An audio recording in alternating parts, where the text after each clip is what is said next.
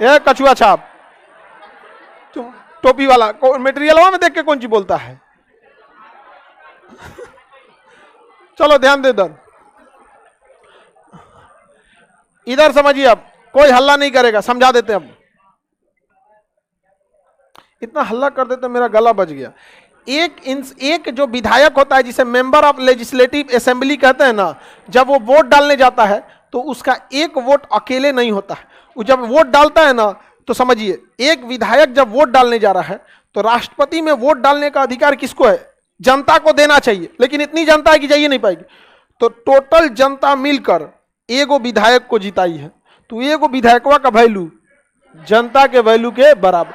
इसके लिए इसके निकालने का तरीका होता है कि जनसंख्या, उस राज्य की जनसंख्या, राज्य की जनसंख्या बटा टोटल उस राज्य में कितने एमएलए हैं। क्या चीज? एमएलए हैं। समझ में आ गया? गुणे 1000, निचवा 1000। अब देखिए बिहार की जनसंख्या अगर निकलना है तो लगभग 12 करोड़, 12 करोड़, 12 करोड़ जनसंख्या। टोटल एमएलए 243, कितना से गुणा? 1000, 3 जीरो लास्ट का निपटा दिया। 243 से 12, इसमें इकाई दाई सैकड़ा हजार 10,000 लाख, 1,20,000 में 243 से भाग दीजिए। कैलकुलेटर निकालिए, इतना तगड़ा भाग थोड़े दे पाएंगे लोग। 494, अरे लमसम 494 95 आएगा। 494 देखो लमसम में, समझिए कैलकुलेशन पे मत चले जाइए, आप कंसेप्ट समझिए। इधर देखो दलित, हंसो मत, समझ में आया? तो भौतिक परिवर्तन बहुत जल्दी करते हैं हम। हंसोगे फिर रुला देंगे, फिर हंसोगे। इसको क्या कहते हैं? समझ में आया? अच्छा, जितना टेढ़ होता है सब ना, वो सब आता है से एडमिशन कराने। देखिए एकदम छाटल, और सबको जब एक कॉम्प्लिकेटेड चीज समझ में आ जाता है ना तो बर्दाश्त नहीं होता है। अरे हम बकलोल नहीं है, तो इनको बर्दाश्त नहीं हो पाता है, क्योंकि उसको समझ में आया नहीं था, अपने आप को स्वघोषित बकलोल समझ चुका था। समझ आया? तो ये लगभग कितना हो गया? 494 लगभग। इसको भाग देंगे तो लगभग कितना आ रहा है? 494। ठीक है, अब बताइए एगो एमएलए वोट डालने गया तो उसका एगो वोट डालेगा तो कितना वैल्यू? 400। समझ रहे हैं?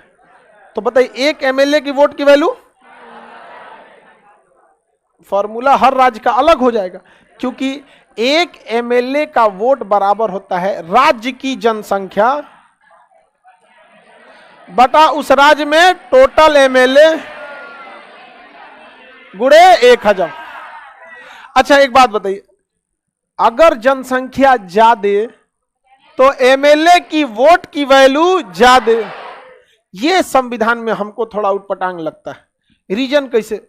उत्तर प्रदेश की जनसंख्या ज्यादा, तो वहां का एक विधायक जब वोट डालने जाता है ना तो उसकी वोट का वैल्यू ज्यादा, और बिहार की जनसंख्या कम, तो बिहार का भी विधायक तो विधायक है, लेकिन जब वो वोट डालने जाएगा तो उसकी वैल्यू कम। बेचारा केरला की जनसंख्या और कम, उसकी वैल्यू और कम। गोवा की जनसंख्या और कम, उसकी वैल्यू और कम। सिक्किम पढ़ा लिखा है, उसकी जनसंख्या कम, तो उसकी वैल्यू और कम। यहां तब तो हो गया उल्टा, जो राज्य पढ़ लिख कर जनसंख्या कंट्रोल कर लिया उसका वैल्यू राष्ट्रपति के इलेक्शन में कम हो गया। इसके लिए वर्तमान में आवश्यकता है एक मैक्सिमम थ्रेशोल्ड लगाया जाए कि हां अगर 12 करोड़ से ऊपर जाता है तो उसको काउंटे ना करेंगे, क्योंकि एक अब आप बताइए साउथ के लोगों ने देश में बहुत योगदान दिया है, जनसंख्या को कंट्रोल किया है। वहां जनसंख्या ज्यादा समस्या नहीं है, तो वहां विधायक भी कम है, वहां सांसद भी कम है, तो प्रधानमंत्री उधर से जल्दी आइबे नहीं करता है। सारा प्रधानमंत्री यूपी बिहार में देखिएगा, वहां पे राजनीति ज्यादा नहीं होगी, सारा राजनीति यूपी बिहार मतलब उत्तर भारत में हो जाएगी। यहाँ के नेता सबको यही सब अंड बंड काम करेगा। सब एगो निकलेगा और 4 को झोंझे माइक लगा दे, आप क्या कहना चाहते हैं, कल सोमवार है, लगा दिया। तो वो बोलेगा सबसे पहले तो हम इसमें लिए सरकार को दोषी ठहराते हैं। कुछ मतलब वो का रटा हुआ जवाब रहेगा यहाँ पे, बिना मतलब का लॉजिक वगैरह। एक साल आप नेता को सुनिए, आपका मेंटल लेवल वहीं रह जाएगा, बल्कि आप अपने आप को पीछे महसूस करने लगेंगे। आगे बढ़े, किसी को कोई दिक्कत नहीं? यहां थोड़ा सा आपको गड़बड़ लग रहा है कि नहीं? इसके लिए क्या करना चाहिए, एक मैक्सिमम जनसंख्या को लिमिट मान लेना चाहिए, इससे ज्यादा जाएगा ना तो हम काउंट ना करने वाले। जनसंख्या को उतना ही, उससे नहीं, ऐसा नियम नहीं है, ऐसा होना चाहिए। वरना तो अब देखिए, जिन राज्यों की जनसंख्या कम है वहां पे सांसद भी कम है। उत्तर प्रदेश में अकेले कितने सांसद है? 80। अब आप बताइए 80 को सांसद एमपी कहां है? उत्तर प्रदेश में। बिहार में 40। अब आप बताइए कौन नेता किसको ज्यादा वैल्यू देगा?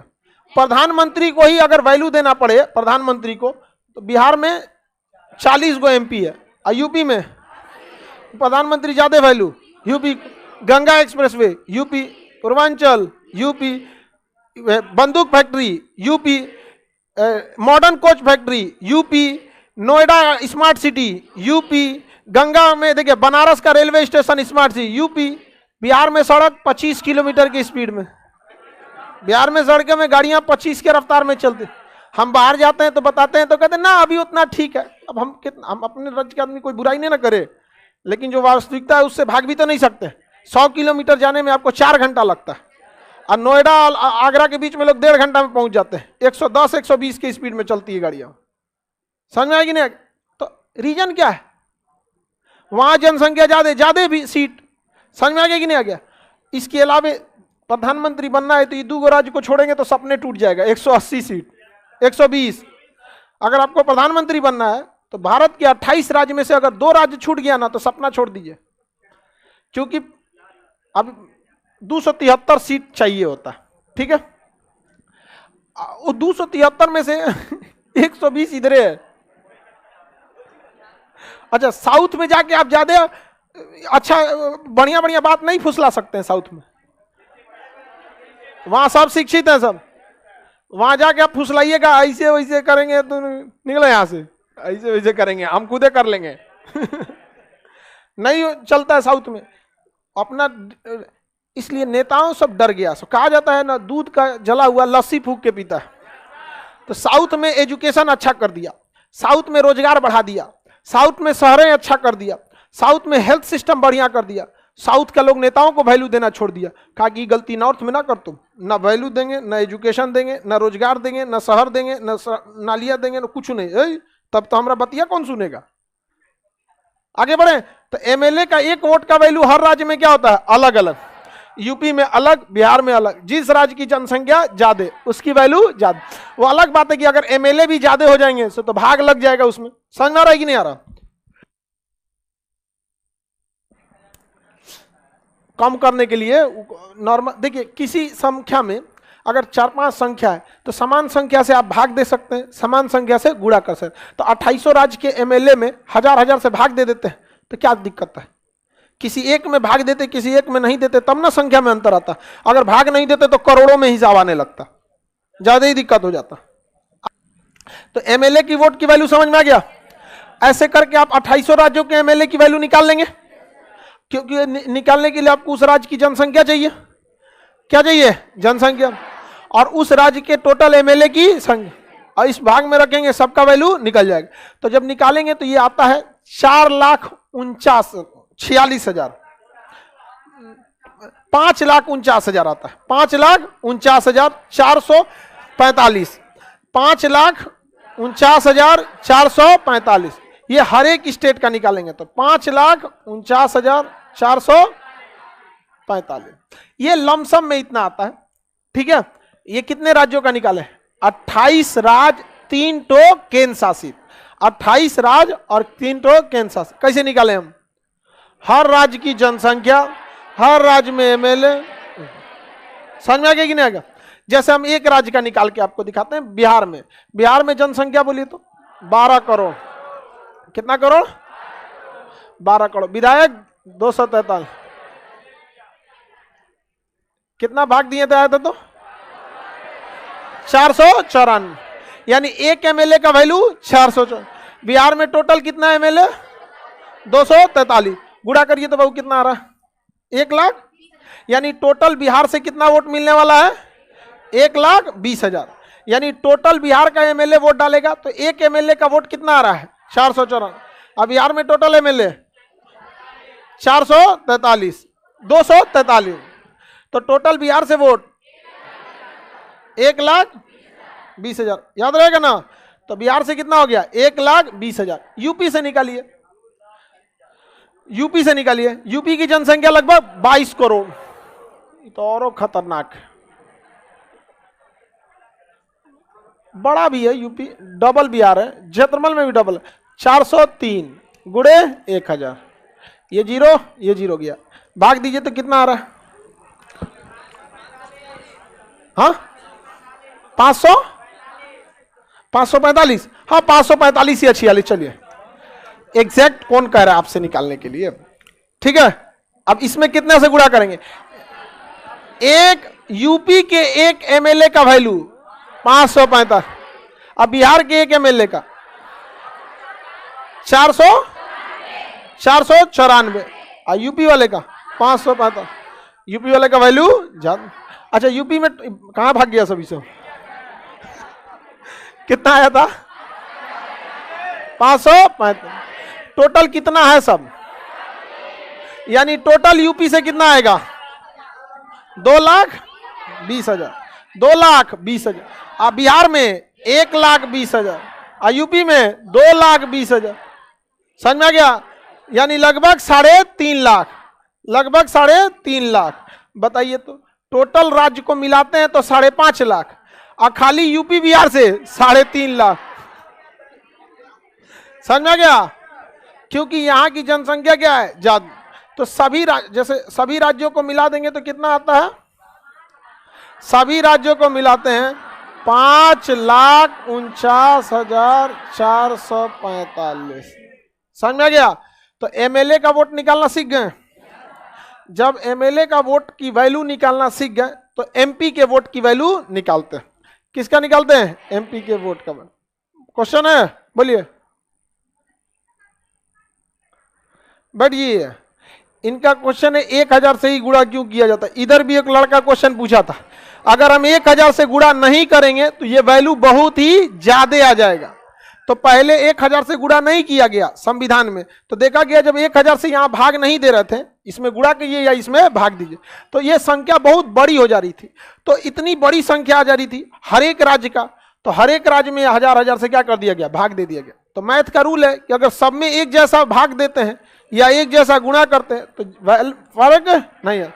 तो उसको छोटा करने के लिए सब में 1,000 से क्या कर दिया गया? भाग दे दिया गया। अरे बस 1,000 से भाग दे दो, ठीक। बिना मतलब की चीज पे ज्यादा।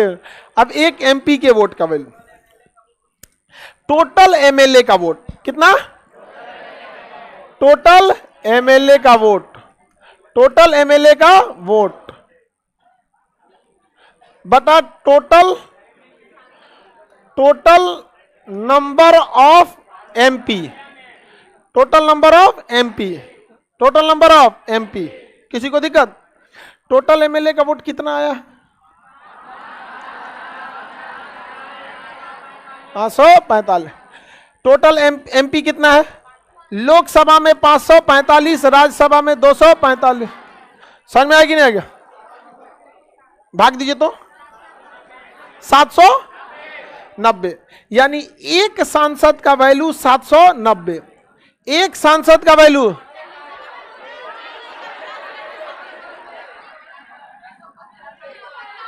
हाँ 695। अरे बाबू तुम लोग गलत डाटा दोगे तो हम गलत लिख देंगे। मैथ थोड़ी पढ़ा रहे हैं आप लोग को। कितना आ रहा है? 695 आ रहा है। अरे जो भी आया आप, एक किसका वैल्यू है? एक एमपी का। और ऐसा कै गो एमपी है सब? 790।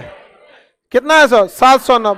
इसका जब गुणा करेंगे तो ये भी इतना ही आ जाता है, 5,49,400 लगभग इतना ही आता है। जब दोनों को जोड़ते हैं तो 5.5 लाख ये, 5.5 लाख ये। टोटल राष्ट्रपति के चुनाव में 11 लाख, टोटल राष्ट्रपति के इलेक्शन में 11 लाख लोग क्या करते हैं? 11 लाख वोट की वैल्यू होती है। कितनी वैल्यू होती है? 11 लाख वोट की वैल्यू होती है। लेकिन 11 लाख वोट नहीं होता है। आप खुद सोचिए ना, एमएलए एक हो गया तो 500 वोट के बराबर हो गया। समझ में आ गया कि नहीं आएगा? तो राष्ट्रपति के निर्वाचन में जो एक एमएलए होता है उसके वोट की वैल्यू कितनी होती है? फॉर्मूला क्या हो गया? राज्य की जनसंख्या बटा टोटल एमएलए गुणे 1000। समझ में आ गया? ऐसे करके जब हम सारे राज्यों के एमएलए की वैल्यू निकाल लेते हैं तो वो लगभग 5.5 लाख आता है। कितना आता है? 5.5 लाख। अरे इसमें 400 और जोड़ दो ना, 500 हो जाएगा 5.5 लाख। तो सीधे इतना झमेला करने की क्या जरूरत है? आप चुनाव आयोग के कर्मचारी हैं क्या? सीधे कितना आता है? 5.5 लाख। कितना? अब इस 5.5 लाख को हम टोटल एमएलए की वोट समझ जाते हैं। इसमें टोटल नंबर ऑफ एमपी जो लोकसभा और राज्यसभा मिला के बैठते हैं उससे जब भाग देते हैं तो वो भी कितना आ जाता है? 5.5 लाख। यानी टोटल राष्ट्रपति के इलेक्शन में कितना? 11 लाख। क्या 11 लाख लोग वोट देते हैं या उनकी वैल्यू है? जिस राज्य की जनसंख्या ज्यादा उसकी वैल्यू ज्यादा। क्या यह सही व्यवस्था है? यह व्यवस्था सही नहीं है। इससे जो राज्य अच्छा काम कर रहे हैं उन्हें घाटा हो जाता है। इसलिए प्रधानमंत्री या किसी को भी देखिएगा वो यूपी बिहार और उत्तर बिहार का दौरा खूब करेगा, खूब चुनाव प्रचार, ये वो। साउथ में उतना नहीं जाता। अंडमान में तो कोनो घूमने न जाए, एक सीटवे है। समझ में आ गए? लद्दाख में भी कोई ध्यान देने नहीं जाता। नॉर्थ ईस्ट में, पूर्वोत्तर, असम, मेघालय, त्रिपुरा, मिजोरम, कोई पूछने नहीं जाता। सौतेला व्यवहार करते हैं हम लोग। वो उनकी भलाई, वो हम लोगों से वो जुड़ा, उनके साथ ऐसा भेदभाव होता है कि कहीं कहीं उनको पूछा जाता है आप इंडियन है, कितना खराब लगता है। आप सोचिए, आपको अगर आपके देश में कोई पूछे इंडियन हो तो कितना खराब लगेगा। उन लोगों को कोई कहे नेपाल, अच्छा पहले तो हमने देश के लोगों को नहीं पहचानते। अगर आपको कंफ्यूजन है कि नेपाली है कि नॉर्थ ईस्ट है तो आप ये भी पूछ सकते हैं कि आप नॉर्थ ईस्ट के हैं, तो कहेगा नहीं नॉर्थ ईस्ट के नहीं, हम नेपाल के हैं। ये थोड़ा ठीक लगता है। नॉर्थ ईस्ट का है, पूछते हैं कि आप नेपाल के हैं तो कहते नहीं हम इंडिया के ही, नॉर्थ ईस्ट के। गड़बड़ लगता है। आप एक्स्ट्रा बढ़ने की कोशिश कीजिए ना, गड़बड़ हो जाता है। यहां एगो क्वेश्चन फंस जाएगा। समझिए क्या चीज, ये जो राज्य की जनसंख्या है ये किस साल की जनगणना पर? हाँ, 2000 कि 2021? 1971। उस समय से चलते यार, अब तक अपडेट नहीं आ रहा है। यानी जो जनगणना काउंट किया जाता है ना, कब से? 1971। 1971। उसके बाद आज तक इलेक्शन के पर्पस से जनगणना को वेटेज नहीं दिया गया। हर साल हम जनगणना करते हैं। क्यों? क्योंकि अगर हर साल जनगणना के हिसाब से सीटों को बढ़ाएंगे तो हमारे यहाँ वही संसद भवन 1911 का बना हुआ, 1927 का बना हुआ गोल का कटोरा, उसमें जगह नहीं है। तो कह दिया गया कि 2026 तक नहीं बढ़ाया जाएगा, 2026 में हम इसे बढ़ा देंगे। 2026 में बढ़ा के इसे अपडेट करके 2001 की जनगणना के हिसाब से सेट करेंगे। किस जनगणना के हिसाब से? तब पता चला कि संख्या डबल हो जाएगी और संसद में अटिए नहीं पाएगा कोई। समझ में आ गया कि नहीं आ गया? तब धर धर बनाया जा रहा है कौन सा? नया संसद, सेंट्रल विस्टा, बहुत भव्य बन रहा है। कुछ लोग इसका विरोध भी कर सकते हैं, लेकिन जो राष्ट्रीय धरोहर है उसमें पैसे लगते हैं तो उसको नहीं, क्योंकि इससे राष्ट्र की शक्ति का भी प्रतीक होता है। समझ में आ गया कि नहीं आ गया? राष्ट्र का, अब मान के चलिए आपके घर में पैसे कम भी है तो क्या पिताजी को फाटल कपड़ा पहना देंगे? नहीं ना। घर का मुखिया है, उसको 2 रोटी कम खाएंगे, शान से जिएंगे ना, नहीं समझ? तो राष्ट्रीय धरोहरों को ऐसा नहीं है कि देश में पैसा नहीं है। हमसे अमीर तो देखे ना कोई, हमारे यहाँ तो 2 लाख करोड़ का घोटाला हो जाता है। कोनो देश में हो जाए अर्थव्यवस्था गिर जाए। बताइए, घोटाला 2 लाख करोड़ का 2G स्पेक्ट्रम, 70,000 करोड़ का घोटाला हुआ कॉमनवेल्थ, 70,000 करोड़, और देश को कोई फर्क नहीं पड़ा। पाकिस्तान को जब बताया गया कि हमारे यहाँ 2 लाख करोड़ का घोटाला हुआ तो कह रहा इतना पैसा होता कहीं है।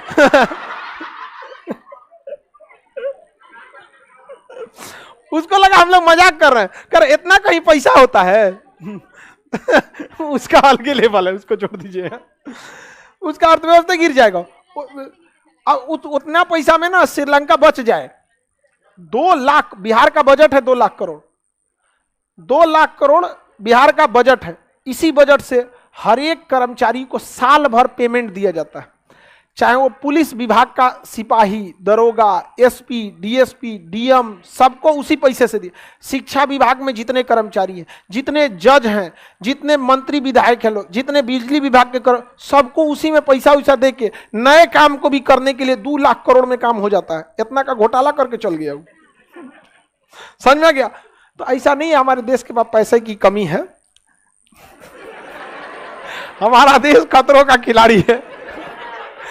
सही का, भारत भाग्य विधाता। भारत का भाग्य विधाता के हाथ में। आगे बढ़े, ये समझ में आ रहा है कि नहीं आ रहा है? तो हम लोग की हम लोग जो जनगणना को काउंट करते हैं किसी भी चुनाव में, चाहे वो एमपी का चुनाव हो, एमएलए का चुनाव हो या राष्ट्रपति का चुनाव हो, किस जनगणना को रखते हैं? 1900। अभी तक नहीं बढ़ाए हैं, कब बढ़ाएंगे? 2026। और जब 26 में करेंगे तो कौन सी जनगणना? 2001 की जनगणना। समझ में आ गया? हाँ, देखिए बबनी का कहना है कि सर जब 2026 में हम चेंज कर ही रहे हैं तो इसको 2021 के जनगणना पे क्यों नहीं आधारित कर दे रहे हैं? अच्छा सवाल है, लेकिन जब यह नियम बनाया गया था ना, तो वह सन था 2003। और 2003 में कहा गया था कि सीटों को बढ़ाया जाएगा 2026 में। तो जब यह बात हो रही है 2003 में, तो 2003 में आप 2021 की बात कैसे कर सकती हैं? तो कहा गया कि 2003 में यह निर्णय ले लिया गया कि जब हम सीटों को चेंज करेंगे तो 2001 की जनगणना के हिसाब से चेंज करेंगे। तो पता चला कि अरे बाप रे बाप, सीटें बहुत बढ़ जाएंगी, संसद में जगह नहीं है। तो कहा गया कि तब संसद बनाने में समय लगेगा, तो 26 में बन के तैयार होगा संसद, और सबको कोच दिया जाएगा किसमें? उसी में।